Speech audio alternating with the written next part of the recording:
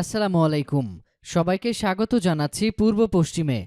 শুরুতেই জানিয়ে দিচ্ছি আমাদের হাতে পাওয়া সর্বশেষ আপডেটগুলি। বাইডেনকে পুতিনের সমর্থন, আর্থিক সহায়তার প্রশ্ন এড়িয়ে গেলেন পুতিন। ম্যাক্রনকে কঠোর সমালোচনা করে ধুয়ে দিলেন ইমরান খান। চীন সীমান্তে ৪৭টি নতুন সেনা চৌকি ভারতের, হুঁশিয়ারি বেইজিংয়ের।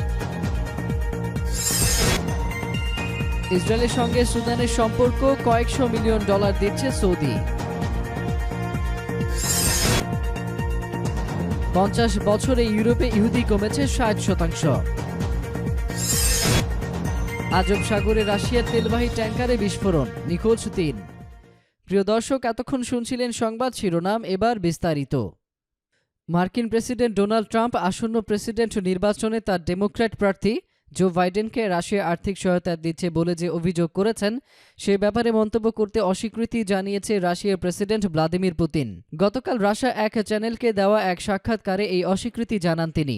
ট্রাম্পের ভাষ্য অনুযায়ী রাশিয়া আমেরিকার ডেমোক্র্যাটিক দলের প্রার্থী জো বাইডেনকে আর্থিক সাহায্য দিচ্ছে কিনা এমন প্রশ্নের জবাবে পুতিন বলেন, এ বিষয়ে কোনো মন্তব্য করতে রাজি নই আমি।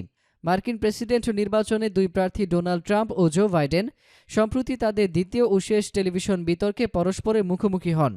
বিতর্কে জো বাইডেনকে আক্রমণ করতে গিয়ে ট্রাম্প বলেন, বাইডেন মস্কোর মেয়রের কাছে থেকে $৩৫ লাখ আর্থিক সহায়তা গ্রহণ করেছেন। এই সময় বাইডেন ওই অভিযোগ অস্বীকার করে দাবি করেন, রাশিয়ার নেতারা চান না তিনি এই নির্বাচনে বিজয়ী হন। বাইডেন বলেন, কারণ রাশিয়ার নেতৃত্ববৃন্দ জানেন যে আমি নির্বাচিত হলে মস্কোর সঙ্গে অনেক বেশি কঠোর আচরণ করব। মার্কিন কর্মকর্তারা বিগত মাসগুলোতে কোনো দলিল প্রমাণ উপস্থাপন না করেই তাদের আসন্ন প্রেসিডেন্ট নির্বাচনে রাশিয়া হস্তক্ষেপ করছে বলে অভিযোগ করেছেন। মস্কো বহুবার ওয়াশিংটনের এই অভিযোগ প্রত্যাখ্যান করেছে। এদিকে পাকিস্তানের প্রধানমন্ত্রী ইমরান খান ফ্রান্সের প্রেসিডেন্ট ইমানুয়েল ম্যাক্রনকে ইসলাম ভীতি ছড়ানোর জন্য অভিযুক্ত করেছেন। ফ্রান্সে ইসলাম ও মহানবী সাল্লাল্লাহু আলাইহি সাল্লামকে অবমাননাকর কার্টুন ছাপানোর পক্ষে ম্যাক্রন সাফাই গাওয়ার পর ইমরান খান ফরাসি প্রেসিডেন্টের কঠোর সমালোচনা করে ধুয়ে দিয়েছেন। ফ্রান্সে সম্প্রতি একজন স্কুল শিক্ষক ক্লাসের শিক্ষার্থীদের বাক স্বাধীনতা বোঝানোর নামে মহানবী হজরত মুহাম্মদ সাল্লাল্লাহু আলাইহি সাল্লামের জন্য অবমাননাকর কার্টুন দেখায়। পরে ওই শিক্ষককে আবদুল্লাহ আনজরব নামে এক ব্যক্তি হত্যা করে। ওই স্কুল শিক্ষক নিহত হওয়ার পরপরই পুলিশ হত্যাকারীকে গুলি করে হত্যা করে। এরপর ফ্রান্সের প্রেসিডেন্ট ওই কার্টুন প্রকাশকে বাক স্বাধীনতা বলে মন্তব্য করেন। তিনি বলেন, এই ধরনের কার্টুন প্রকাশ অব্যাহত থাকবে। ফরাসি প্রেসিডেন্টের মন্তব্যের জের ধরে পাক প্রধানমন্ত্রী ধারাবাহিক কয়েকটি টুইটার পোস্টে গতকাল বলেন, এটা এমন একটা সময় যখন মেরুকরণ ও ভেদাভেদ সৃষ্টির মাধ্যমে ধর্মীয় মৌলবাদীদের উত্থানে সহায়তা না করে প্রেসিডেন্ট ম্যাক্রনের উচিত ছিল বিষয়টি সমাধান টানা। কিন্তু দুর্ভাগ্যজনকভাবে তিনি সন্ত্রাসী নয়, বরং ইসলামের ওপর আক্রমণ করে ইসলাম ভীতি ছড়ানোর পথ বেছে নিয়েছেন।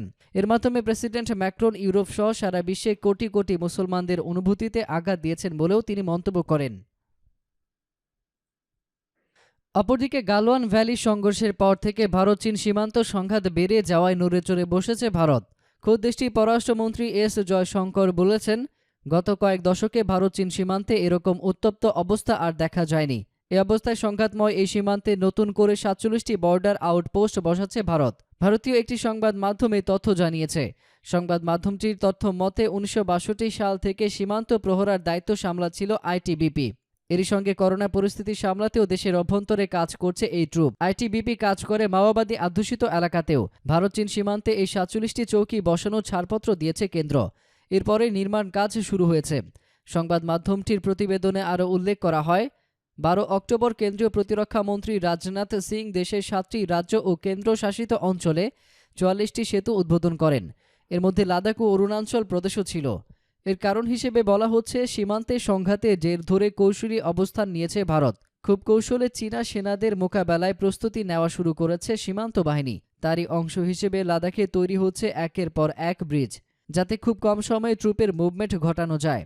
গোটা দেশে ছড়িয়ে থাকা ৪৪টি ব্রিজের উদ্বোধন করেছে প্রতিরক্ষামন্ত্রী। এর মধ্যে ৮টি সেতু তৈরি হয়েছে লাদাখে।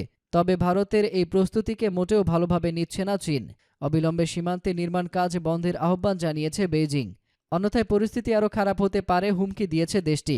এছাড়া দুই দেশের সম্পর্কের অবনতির এই অবস্থায় ভারতের ভূমিকাতে চীন হতাশ বলেও মন্তব্য করা হয়েছে। প্রতিরক্ষা মন্ত্রীর উদ্বোধন করা ৪৪টি গুরুত্বপূর্ণ ব্রিজের মধ্যে জম্মু কাশ্মীরে ১০টি, লাদাখে ৮টি, হিমাচল প্রদেশে ২টি, পাঞ্জাবে ৪টি, উত্তরাখণ্ডে ৮টি, অরুণাচল প্রদেশে ৮টি, সিকিমে ৪টি ব্রিজ তৈরি করা হয়েছে। লাদাখে ৮টি ব্রিজের মধ্যে ৩টি তৈরি হয়েছে জোজিলা কারগল লেহ রোডের উপর, ২টি তৈরি হয়েছে খালসা শাসমা রোডের উপর, একটি হয়েছে শাঙ্কু কুনুরে সাপিলা মুলবেক রোডে। নিম্নপদম দরচা রোড ও দরবক শায়ক দৌলত বেগ উন্ডি রোডের ওপর হয়েছে আরও একটি। সংবাদ মাধ্যমটি প্রতিবেদনে বলেছে, প্রতিটি ব্রিজই ২৪ থেকে ৮০ মিটার লম্বা। মোট ৪৫ কোটি টাকা ব্যয়ে তৈরি হয়েছে এই ৮টি ব্রিজ। অন্যদিকে আরব আমিরাত, বাহরাইনের পর ইসরায়েলের সঙ্গে সম্পর্ক স্বাভাবিক করেছে সুদান। যুক্তরাষ্ট্রের সন্ত্রাসবাদী রাষ্ট্রের তালিকা থেকে সুদানের নাম বাদের ঘোষণার পরপরই এই ঘোষণা আসে। তালিকা থেকে নাম বাতিলে যুক্তরাষ্ট্রকে সুদান যে $৩৩৫ মিলিয়ন দেওয়ার প্রতিশ্রুতি দিয়েছে তা প্রকৃতপক্ষে শোধ করবে সৌদি আরব। সুদান ও মিশরের সূত্রে বরাতে বার্তা সংস্থা সাফার প্রতিবেদন উদ্ধৃত করে এই খবর জানিয়েছে মধ্যপ্রাচ্য ভিত্তিক সংবাদ পর্যবেক্ষণ সংস্থা মিডল ইস্ট মনিটর।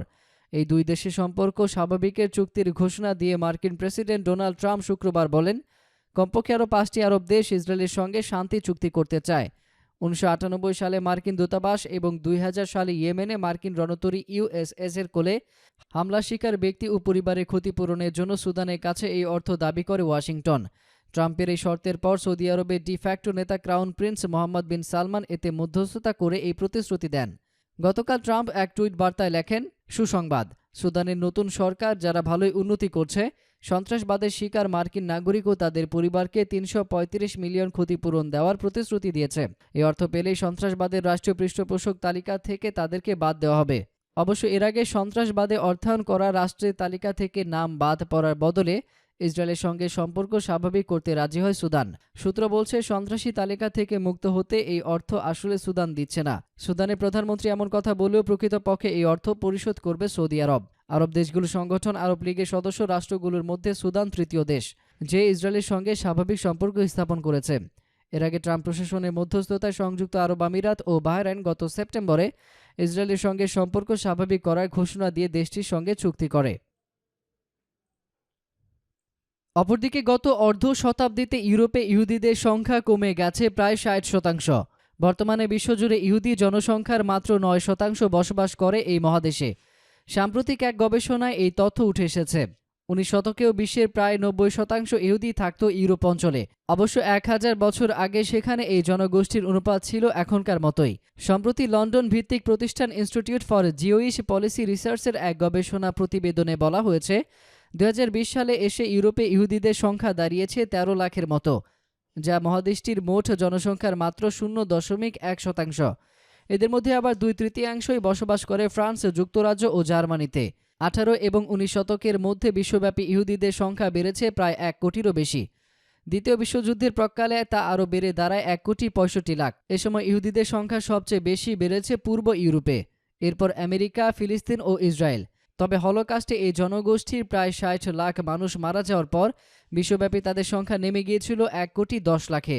গবেষণায় দেখা গেছে ১৮৮০ সালে বিশ্বের ৮৮% ইহুদি বসবাস করত ইউরোপে। ১৯৪৫ সালে সেই সংখ্যা কমে দাঁড়ায় ৩৫%। ১৯৭০ সালের দিকে ২৬% এবং ২০২০ সালে তা কমে হয়েছে মাত্র ৯%। গবেষণার প্রতিবেদনে বলা হয়েছে, বিংশ শতাব্দীর শেষের দশকগুলোতে সোভিয়েত ইউনিয়নের দরজা খুলে দেওয়ায় ১৯৬৯ থেকে ২০২০ সাল পর্যন্ত অন্তত ১৮ লাখ ইহুদি পূর্ব ইউরোপ থেকে বিদায় নিয়েছে। প্রতিবেদনে আরও বলা হয়েছে, বর্তমানে প্রায় ৭০,০০০ ইসরায়েলি বংশোদ্ভূত ইহুদি স্থায়ীভাবে ইউরোপে বসবাস করছে। এর মধ্যে ২৫% থাকে যুক্তরাজ্যে। ইউরোপীয় ইহুদিদের বেশিরভাগ, বিশেষ করে ৯০% ব্রিটিশ ইহুদিরই ইসরায়েল বা অন্য দেশে যাওয়ার কোনো ইচ্ছা নেই।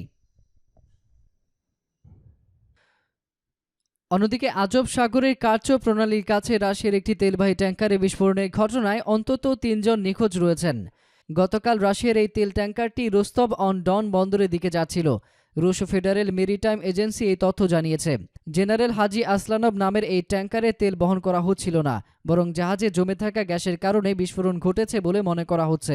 রাশিয়ার দুর্যোগ মন্ত্রণালয় জানিয়েছে, নিখোঁজ ৩ ব্যক্তিকে উদ্ধারের জন্য অভিযান অব্যাহত রয়েছে। এ পর্যন্ত ৪০০ কিলোমিটার এলাকায় উদ্ধার অভিযান চালানো হয়েছে। তেল ট্যাঙ্কারে ১৩ জন আরোহী ছিলেন, যার মধ্যে ৬ জনকে উদ্ধার করা হয়েছে এবং নিখোঁজ ৩ জন। বাকি ৪ জন জাহাজের ডেকে অবস্থান করছিলেন। প্রিয় দর্শক, এতক্ষণ আমাদের সঙ্গে থাকার জন্য আপনাদের সবাইকে ধন্যবাদ। আন্তর্জাতিক অঙ্গনের সকল খবরাখবর পেতে আমাদের চ্যানেলটিকে সাবস্ক্রাইব করে আমাদের সঙ্গেই থাকুন। আল্লাহ হাফেজ।